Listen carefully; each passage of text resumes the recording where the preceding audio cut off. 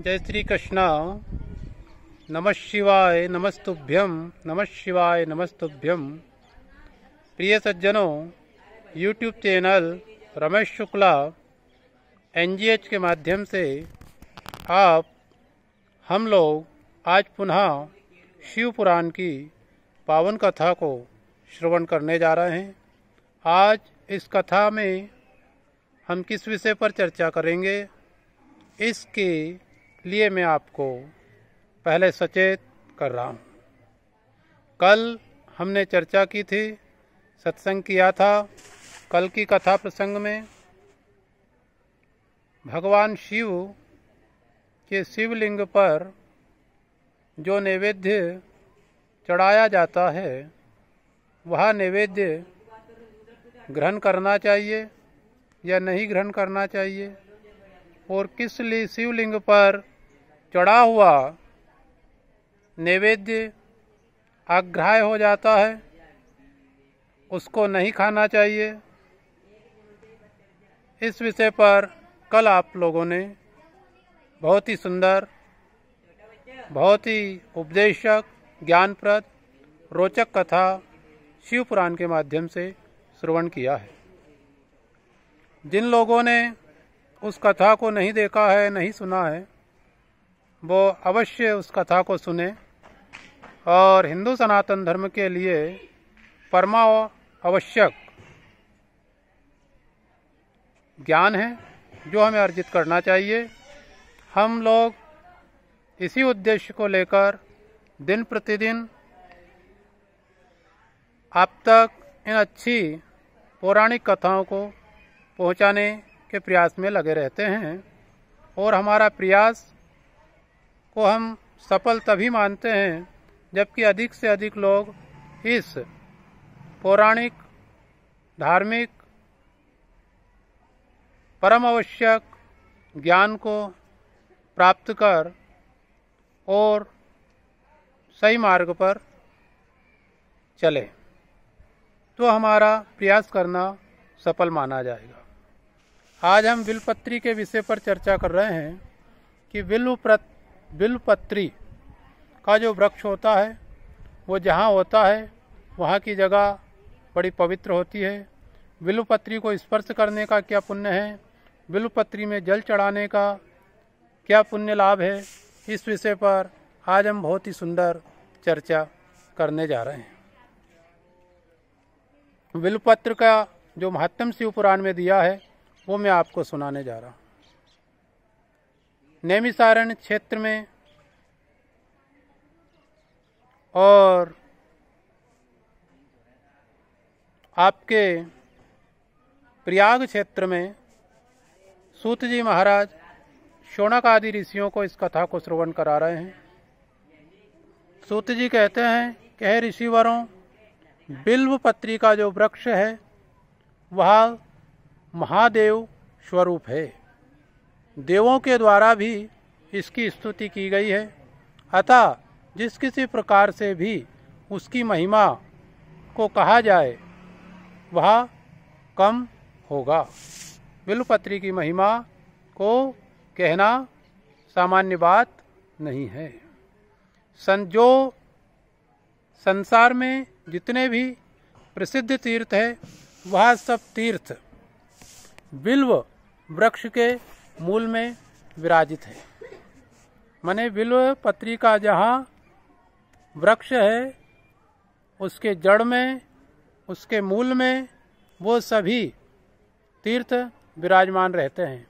इतना अनंत बिल्वपत्री के वृक्ष का महत्व बतलाया गया है। जो पुण्यात्मा बिल्व वृक्ष के मूल में लिंग रूपी अव्यय भगवान महादेव शिव जी की पूजा करता है, वह निश्चित रूप से शिव भगवान के लोक को और शिव को प्राप्त कर लेता है। इसमें किसी तरह का कोई संशय नहीं है। जो प्राणी बिल्व वृक्ष के मूल में शिव जी के मस्तक पर अभिषेक करता है, वह समस्त तीर्थों के स्नान का फल प्राप्त कर लेता है और वह पृथ्वी पर पवित्र माना जाता है। इस बिल्व वृक्ष के मूल में बने हुए उत्तम थाले को जल से परिपूर्ण देखकर भगवान शिव अत्यंत प्रसन्न होते हैं। उनकी प्रसन्नता के लिए हमें यह करना चाहिए। जो व्यक्ति गंध पुष्पादि से बिल्व वृक्ष के मूल का पूजन करता है वह शिवलोक को प्राप्त करता है। इसमें किसी तरह की कोई शंका नहीं करनी चाहिए। प्रिय सज्जनों, आगे बिल्व वृक्ष के बारे में बताते हुए सूत जी कहते हैं कि जो मनुष्य बिल्व वृक्ष के मूल में आदर पूर्वक दीपमाला का दान करता है वह तत्व ज्ञान से संपन्न हो जाता है और महादेव का सानिध्य प्राप्त करता है। इसलिए बिल्व वृक्ष के यहाँ पर दीप प्रज्वलित अवश्य करना चाहिए। जो बिल्व शाखा को हाथ से पकड़कर उसके नव पल्लव नवीन पत्तों को ग्रहण करके और बिल्व की पूजा करता है उसके समस्त पाप उसी समय नष्ट हो जाते हैं। इसलिए यत्न कर, प्रयत्न कर और बिल्व वृक्ष का पूजन करना चाहिए। जो पुरुष भक्ति पूर्वक बिल्व वृक्ष के नीचे एक शिव भक्त को भोजन कराता है उसे करोड़ों मनुष्यों को भोजन कराने का जो पुण्य फल होता है वह उसे उसी क्षण प्राप्त हो जाता है। जो बिल्व वृक्ष के नीचे दूध और घी से युक्त अन्न शिव भक्तों को प्रदान करता है वह कभी दरिद्र नहीं रहता है, उसकी दरिद्रता हमेशा के लिए दूर हो जाती है। हे ब्राह्मणों, इस प्रकार मैंने सांगोपांग शिवलिंग के पूजन विधान को कह दिया है। इसमें भी प्रवृत्तों और निवृत्तों के लिए भेद है। प्रवृत्त जो संसार में लगे हुए, निवृत्त जो संसार से विरक्त है, साधु सन्यासी, उनको निवृत्त कहा गया। प्रवृत्ति मार्गों के लिए पीठ पूजा इस भूतल पर संपूर्ण अभिष्ट कामनाओं को देने वाली है। प्रवृत्त पुरुषों को चाहिए कि वह गुरु बनाकर और दीक्षा लेकर उनके अनुदेशन में भगवान शिव की बिल्व वृक्ष की विधिवत पूजन करें। शिवलिंग का अभिषेक करने के पश्चात अघहनी अन्न से नैवेद्य लगाना चाहिए। पूजा के अंत में उस शिवलिंग को किसी डिब्बे में रख देना चाहिए और फिर जल में विसर्जन करना चाहिए। इस तरह का विधान पुराणों में बताया गया है। निवृत्ति मार्गी उपासकों के लिए हाथ पर ही शिव पूजन का विधान है। उन्हें भिक्षा आदि भी में जो कुछ प्राप्त होता है उसका ही भोजन नैवेद्य के रूप में वो भगवान शिव को अर्पित करे। निवृत्ति मार्गियों के लिए परात पर सूक्ष्म लिंग ही श्रेष्ठ बताया गया है।